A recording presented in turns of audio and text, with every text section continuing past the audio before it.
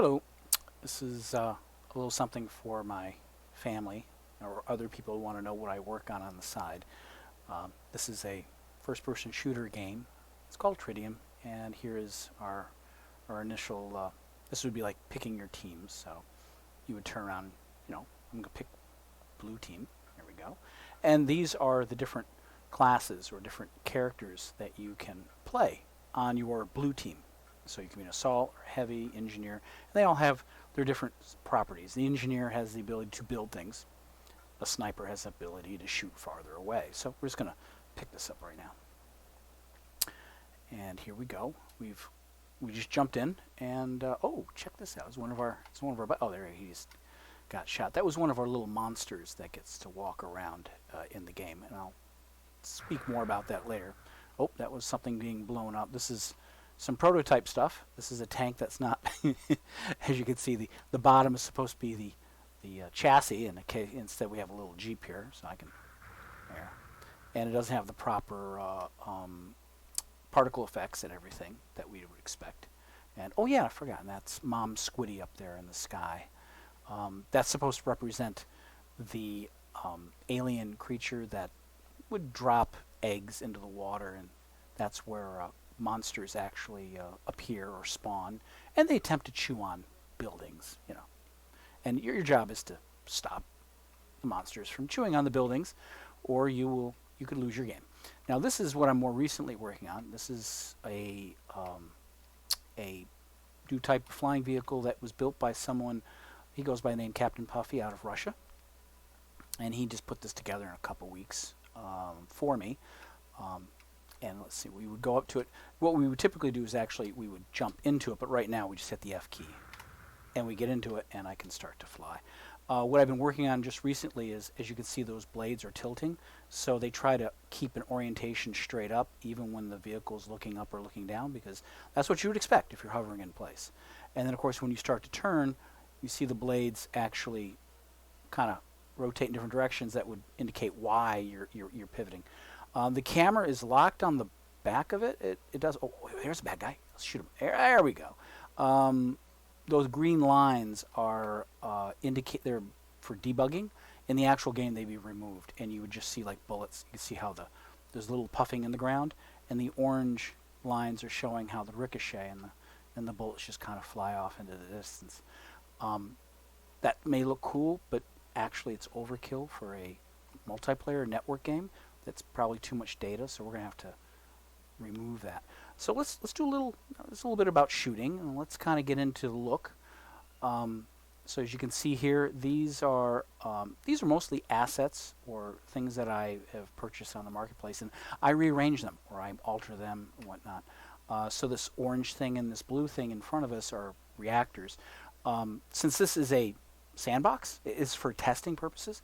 They are the reactors for each team. So one team is blue, one team is orange, and you would see one of these probably on the other side of the water, and the other team would be there, and then of course yours would be on your base, and these other buildings would represent other facilities that you may need to protect or just look cool in the game.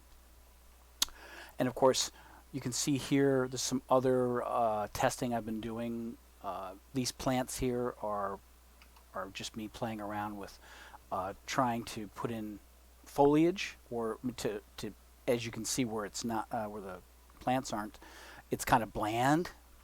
So most of this landscape is very bland, and ultimately we will start putting in more vegetation, more tree type things. Here we go. There's another monster coming in. And you may be wondering, how are they dying sometimes without me doing it? These big turrets that you see shooting, those are actually defensive turrets. They're meant to actually shoot the monsters. These monsters will actually get bigger, and literally at some point, you as a player can't kill them. It'll be these turrets. So if you want to shoot the enemy's turrets, that way if they don't have the turrets, the monsters can chew on the enemy buildings, and you can win that way. So there's a few dynamics into this other, not like a normal capture of the flag where you catch, like football. This is a little more, the gameplay is a little more complex. And so there we have it. So hopefully this is sort of the art style that we're trying to shoot for. and you can fly. You know, as you can see here. Oh, I forgot. In this world, the sun does rotate. The sun right now is faster than it normally. This is for testing purposes. The sun will have basically an 8-minute cycle, though. So you'll have 8 minutes of sun and 8 minutes of dark. The monsters come out in the dark. And the daytime is when you get to build things. And you can see how pretty things are in the daytime. They look much nicer. So I still have some more work to do nighttime. It's actually not dark enough, and the facility would have lights. You can see here some of these lights here. They would then illuminate more and give more lighting. I'm going to have some flashing lights, make it look much more pretty. But like I said, most of this is sandbox. I'm just trying out different ideas. And also, we have nice water, which I think is also going to get better. Let's see if we can actually go into the water. We don't have any splashes going in that I have to work on. And yeah, have flying vehicle underwater does seem a little silly. But in fact, it's really not for the vehicle. It's more for the player. So, oh yeah, and those are the lights from the building. They kind of look pretty in the lights or through the water. I don't know if we want that. And we also have jetpacks. So the players get to fly too. But you can see the bottom bar. You have a jetpack fuel, and it refills when you hit the ground. So basically, you can't fly forever. But in the vehicles, you kind of can. So there we go. And this is, like I said, this is pretty much. Oh, did I overshoot? Oh, I overshot. Yeah, the jetpacks are not a precise thing to use. I think that pretty much covers everything that I think I can cover. There's not much more. Oh, right. We didn't. If you're curious, we do have. Oh, this is the Unreal Engine editor that you use for actually making the game. I can turn around and change this. That was just the level that we loaded. It was not how the game actually would start. The game would start intro, I believe. So we go to the intro level and we hit play. And this is, so we would start out with a splash screen showing Dragon Hill. And here we go. This is our menu. And ultimately we want these guys to also animate and constantly look at the monster and get nervous looking, And in the background we have a reactor. We're trying to have the primary elements of the game here in the menu so that every time someone joins, they're constantly being reminded. So we just find game, create game, and right now we have maximum 64. I guess we're trying to shoot for up to 100, but we'll see. And these are the bots, so we actually get to see people shooting each other. There we go. See a nice little loading screen showing some tanks. Ooh, everyone likes to see that. And like I said, we'll shoot Team Blue. We'll pick the sniper, and here we go. Oh, there we go. There's our bot army going. They're all in blue, little blue, and then of course the enemy is going to be with red on them. And there we go. Everyone's just going at it, Yeah. So let's see. Can we shoot some people? There we go. Yeah, we can. Yeah. So, and these again are debug lines. The final game we don't actually see them. But like again, that I thought I'd just give you a little idea of what we're looking at. Some of the art still needs to be changed a little bit. And so I think that's about it, unless I guess cover this is the engine editor, and we're going to kind of go in a reverse order. Here is the window into the world, so I can literally just fly around here and pick something, and let me see, there we go.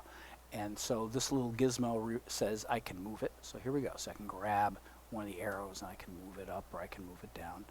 I can also rotate, and there we go. So we can kind of rotate, and then of course we can scale. So I can turn around, I can make it smaller, I can make it bigger. You get the idea. And that's how we place things in the world. There's more to it than just that, obviously, but I'm not going to get too much into that. Like I said, we're going in reverse. So I selected this thing, and so here we have details, and this gives me all sorts of information about this item and what I can do with it. not going to get, like I said, not going to get involved, but there we go. This upper bar gives us other things that we can, well, as you saw, I hit the play button and it started playing, you know. There are many other things that these tools can do. I'm not going to get into that. Here is our world outliner. So while whatever I selected here, this is everything about that. In this level is this. This actually lists out everything that's in this level. So if I need to, you know, identify something, I can turn around and select it, and I can go back here and hit the F key, and then it goes to focus. And there we go. I immediately see what it is. I can go to this thing here, and I can turn around and just hit the F key, and there, wherever that is. That's something. That's something strange there. Oh, it's a. I should probably get rid of this. It looks like it's bad. Okay, so enough of that, and then let's go. Yeah, and there's little sub tabs. I'm not gonna get too much into that. And then here is this is what's everything in the game. So you know, this is a level in the game. It could be many levels, and this is going to tell me everything else, or all the assets that I can grab from. And some people who work with Unreal Engine may not see all this. It's because there is an option. I'm more advanced, so I turn on more things. But let's go. Show engine content. Let's turn that off. There we go. And show developer content. And so, yeah, there we actually. This is what most people would see, is just these folders. I was showing more advanced. And then finally, the log. This anything that has problems will turn around and shout out stuff here. And this is how I can quickly debug. And there we go. That's pretty much, you know, the overall. Like I said, I could explain more. Not really needed. But this is the gist of the game. And you get an idea of what the world looks like. And hopefully in another month or two, we're going to start seeing a lot more pretty things going on here. Okay? Thank you very much for watching.